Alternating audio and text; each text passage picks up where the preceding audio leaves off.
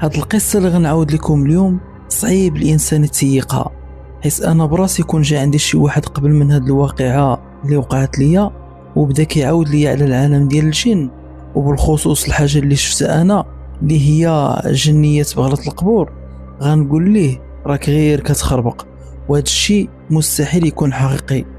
ولكن هاد القصة اللي غادي نعاود لكم شفتها بعيني وعشتها لحظة بلحظة، وما تصوروش معايا الكمية ديال الرعب اللي عشتو ديك الليلة. وقبل ما ندخل معكم في التفاصيل ديال هاد القصة خوتي، ما تنساوش ديروا ديك جيم للفيديو والاشتراك للقناة وشي تعليق زوين.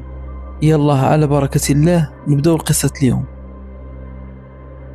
هاد الشخص اللي وقعت لي هاد القصة هادي سميتو سعيد، كيقول انا واحد الشاب صحراوي زيادة وخلوق في واحد القرية قريبة من مدينة العيون. والقصة اللي غادي نعاود لكم صعيب الانسان يتيقها، حيت